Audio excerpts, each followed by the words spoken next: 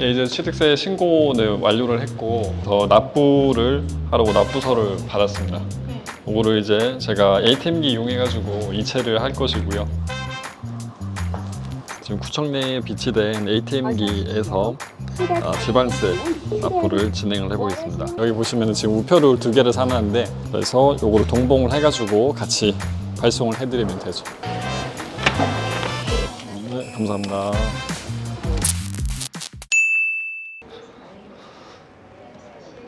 네, 안녕하세요. 행꿈사의 빌려원입니다. 저는 지금 공매로 낙찰받은 물건 등기를 하러 나왔습니다. 공매로 낙찰받은 것 소유권 이전 등기를 하기 위해서는 촉탁 신청을 하시면 되죠. 촉탁 신청이라는 것이 직접 등기소에 등기 신청을 하시는 게 아니라 기관을 통해서 등기를 대신 진행을 하게 되는 겁니다. 그래서 가장 먼저 할 것이 취득세 신고부터 하게 될 것인데요. 제가 이제 구청으로 가서 취득세 신고부터 진행을 한번 해보겠습니다. 이 영상은 셀프 등기가 필요하신 분들을 위한 영상이고요. 등기는 뭐 가능하시면은 인근의 법무사님께 맡기시는 것이 가장 좋겠고요. 그렇지만 소액으로 진행을 하시면은 그 비용도 좀 아끼실 필요가 있으시죠. 그래서 셀프로도 하는 것도 알아두시면 도움이 되니까 지금 셀프로 직접 하시는 과정을 함께 살펴보겠습니다. 종합민원실에서 세제과로 가서 취득세 신고를 한번 해보겠습니다. 네. 이 물건은 지분으로 낙찰받은 물건이기 때문에 취득세는 한 100만 원 내외 정도이고요. 중과되지 않은 세율을 적용을 해서 1.1%로 신고를 하게 될 겁니다. 낙찰받으신 분은 주택자가 1주택자이신 거예요? 그렇죠. 1주택자 하셔가지고 이제 지금 취득하시는 거에 대해서는 중과 세율은 적용되지는 않고요. 여기가 이제 구청의 세제과인데 들어가서 신청을 한번 해보겠습니다. 말씀 좀 여쭐게요. 혹시 자동차 등록증 저지부가 되려면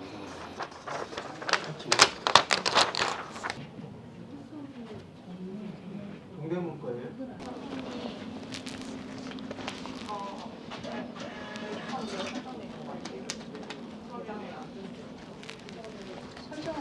보통은 네. 셀프 등기 안 하시고 법무사님 통해서 등기 하잖아요. 네. 그러면 대략적으로 비용은 얼마 정도 들어가요?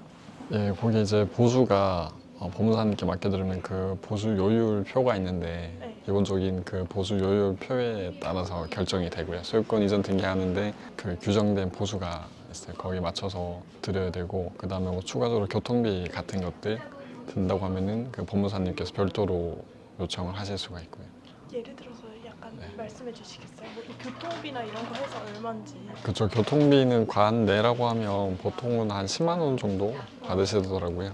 보수료는 뭐 대략적으로 한 20만 원 내외 정도 요청을 하시는데 그건 이제 물건마다 좀 다르고 법무사님들마다 다르다 보니까 비용이 워낙 천차만별이에요. 가장 싸게 해주시는 분을 찾으셔서 선택을 하셔야 되는데 뭐 법무통이나 그런 서비스를 이용하실 수가 있는데 보통은 대출을 하면서 그 대출을 일으킨 금융기관에서 섭외한 법무사님 통해 가지고 등기를 많이 하시죠. 그렇다 보니까 법무사님을 직접 또 선택을 하실 수는 없는 경우가 많고요.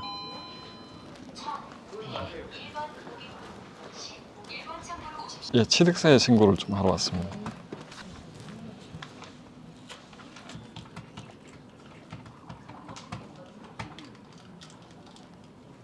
이거는 경매도 포함되는 거죠? 예, 상관없죠. 22년 6월 달에 이후에 처음에 취득을 한 분 중에서 12억 이하 주택이면 취득세 내신 거에 있어 200만 원까지 감면을 한다고 하니까 환급 신청을 하실 수가 있으시죠. 2억까지는 그러면 네. 취득세를 아예 안 내는 거가 되겠네요? 예, 취득가액이 2억 정도면 취득세 기본세율로 내신다면 지방세, 저희 뭐 전특별세, 교육세 다 포함해서 한 220만 원 정도 생길 테니까 사실상 취득세가 거의 없을 수 있죠. 그러면 2억 밑에 하면 1억 얼마면 취득세 아예 안 낼 수도 있는 거죠? 근데 예, 감면액의 최대 한도가 지금 200만 원이라고 하니까 비율을 한번 보긴 봐야 되겠네요. 예, 이제 취득세 신고는 완료를 했고 그래서 납부를 하려고 납부서를 받았습니다. 이거를 이제 제가 ATM기 이용해가지고 이체를 할 것이고요. 그래서 납부하고 나서 납부 영수증을 또 받으러 가보겠습니다.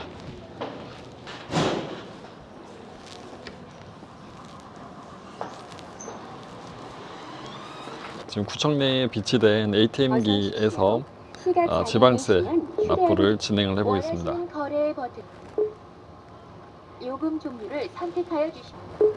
취득세는 지방세죠. 그래서 지방세를 클릭하시면 되고 전자납부 번호를 계좌의 통장을 바르게 펴서 넣어주십시오. 그래서 여기 우리은행을 이용을 해가지고 만약에 지방세를 납부를 하셨다고 한다면은 우리은행 카드를 넣으셔서 진행을 하시면 되고요.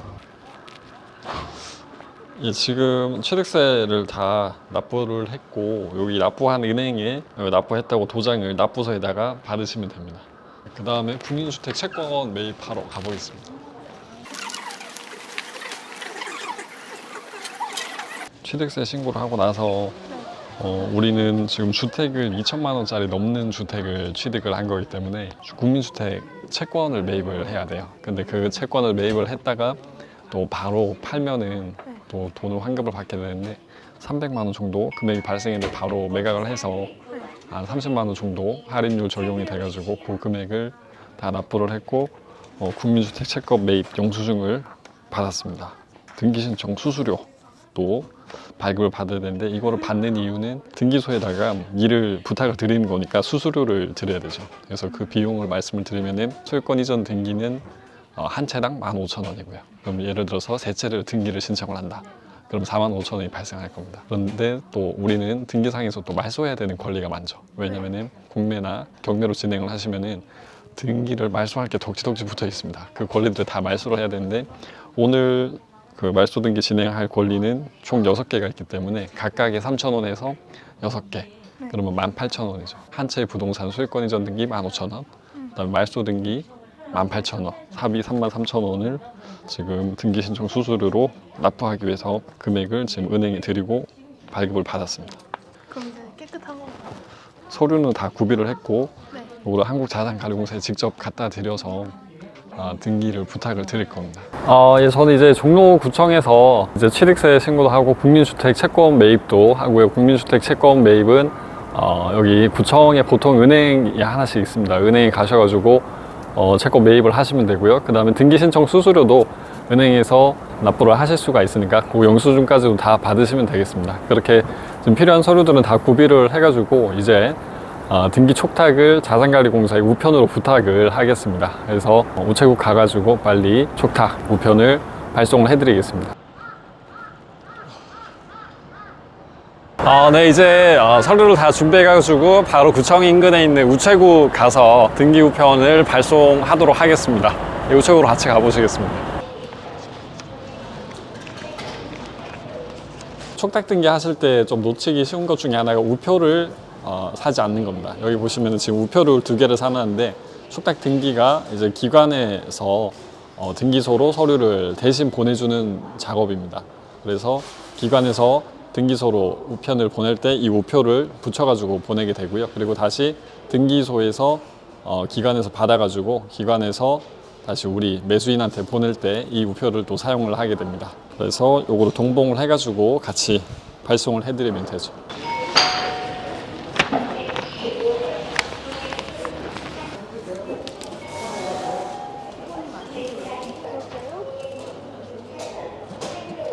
네, 감사합니다.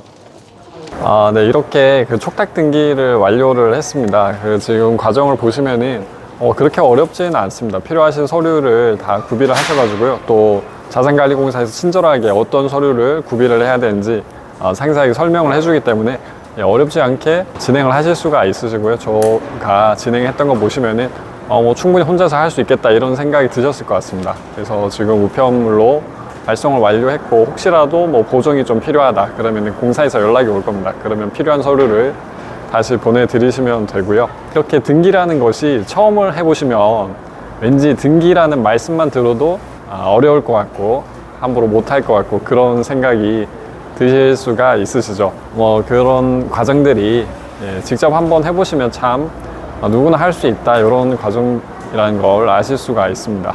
너무 생업이 바쁘시고 뭐 이런 게 직접 등기를 하실 시간이 없다 하셔도 한 번쯤은 해보시면은 뭐 금방 할 수가 있겠고요. 네, 그래서 이렇게 셀프로 하시는 과정이 그렇게 어렵지 않다는 것을 최종적으로 확인을 하셨고요. 지금 시청을 하시면서 뭐 저런 것들을 다 일일이 해야 되나 이런 생각도 드실 겁니다. 이런 과정은 사실 법무사님께 맡겨드리면 되고요. 실제로 또 낙찰 받으셔서 대출을 실행하는 분들이 대다수실 겁니다. 대출을 실행을 하시면은 이렇게 셀프로 등기를 또 하실 수가 없으시거든요. 셀프로 등기를 하시려면은 직접 가지고 계신 보유금으로 잔금 납부를 완료를 하셔야 셀프 등기를 하실 수도 있고, 또 기관에 따라서 신탁사에서 매수를 하신 물건 같은 경우에 또 법무사님을 통해 가지고 잔금 납부를 완료하고 등기를 하는 걸 원합니다. 그렇다 보니까 셀프로 많이 하실 일은 없으시지만 만약에 하신다면은 이런 과정을 거치게 되고, 또 법무사님들께서 이렇게 수수료를 요청을 하실 때 왜 이 정도의 수수료를 요청하는지 시간과 비용이 꽤 들어가는 과정이다 보니까 그 정도 수수료를 요청을 하신다 생각을 하시면 되겠고요. 또 경우에 따라서는 이제 몸값이 좀 높으신 법무사님 같은 경우에는 많은 금액을 요청을 하실 수도 있습니다. 그러면 그런 금액 같은 경우도 좀 비교를 하셔가지고 의뢰를 하시면 되겠습니다. 그래서 한 번쯤은 해보실 이 셀프 등기 과정을 저랑 같이 한번 보셨고요. 또 저희 행꿈사에서 운영을 한 단체 채팅방이 있습니다. 이 채팅방으로 오시면은 이 자료를 제가 공유를 해드릴 테니까 이 셀프 등기하는 과정 전체를 쭉 한번 PDF 파일로 확인을 해보시면 어렵지 않게 진행을 하실 수가 있을 겁니다. 네, 오늘 준비한 영상은 여기까지고요. 시청해주셔서 고맙습니다.